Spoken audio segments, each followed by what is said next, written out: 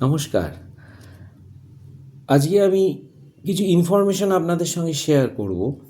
এরপরে আপনারা ভাববেন যে আগামী 22 তারিখ কত পার্সেন্ট ডিএ সরকার দিতে পারে।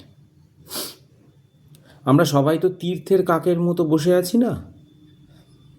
আমরা যদি একটু গভীরে যাই এবং দেখি, সেখানে দেখতে পাবো যে গত বাজেটে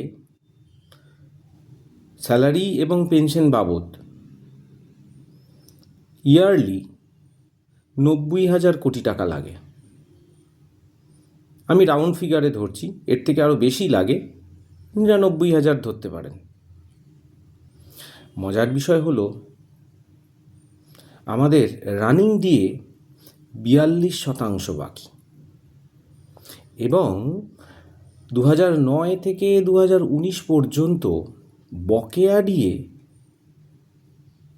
জন্য প্রায় 42,000 কোটি টাকা নয়, 45,000 থেকে 50,000 কোটি টাকার প্রয়োজন। খুব ভালো বিষয়।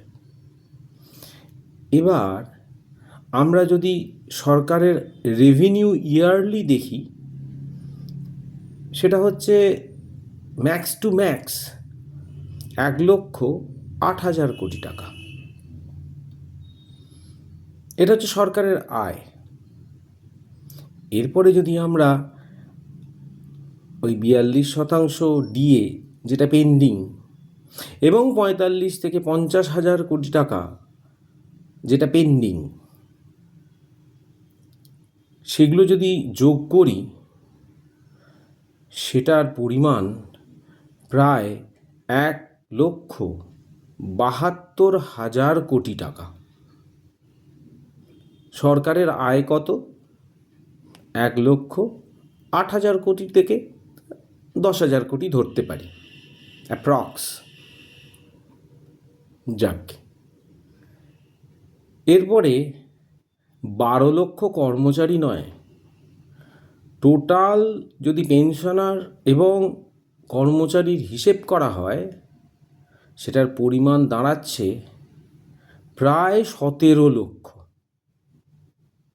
এই 17 লক্ষ মানুষের জন্য বা এই 17 লক্ষ ফ্যামিলির জন্য সরকারকে 1,72,000 কোটি টাকা ব্যয় করতে হবে। সেটা সরকারের দায়, পার্টি যেই হোক না কেন।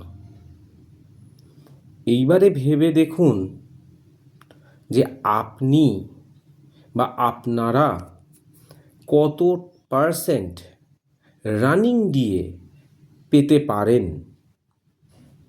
নমস্কার।